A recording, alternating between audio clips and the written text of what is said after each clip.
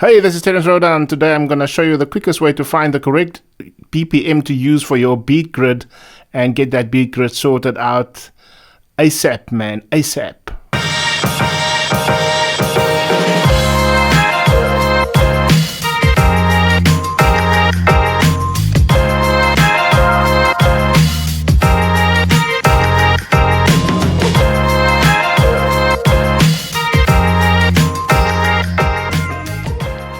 So in this episode, I'm going to show you a little shortened version of my workflow for getting my beat grids right.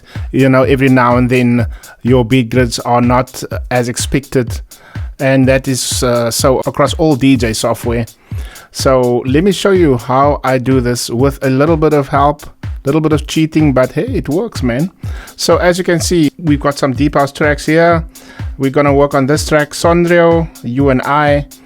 As you can see, I'm almost at the end of the song. You can see the beats are all not on the right places in terms of the beat grid. The beat grid is totally off here.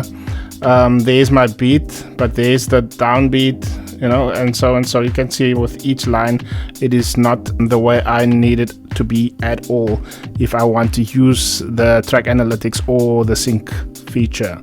So what I do is I simply take the artist and the title, and I go to this little site.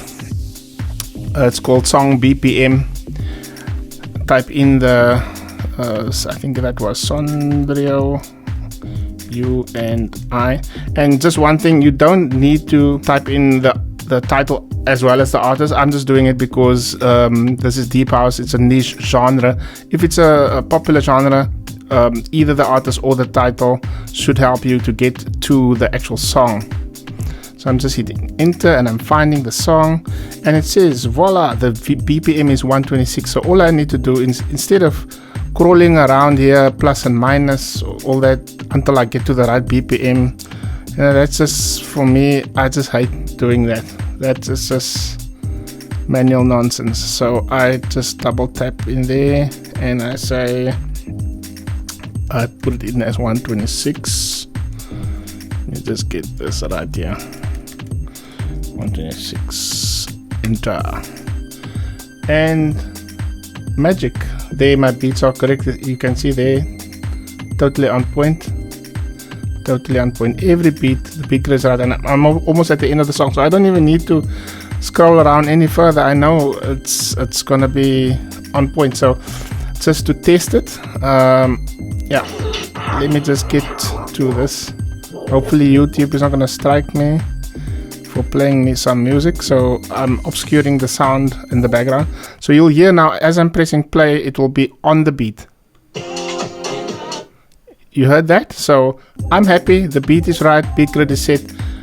And if it wasn't for my talking, I would have done this in less than 20 seconds, you know. So there it is. So the secret to my shortened workflow is this site, songbpm.com. Just head on over there. That will be your best friend, man.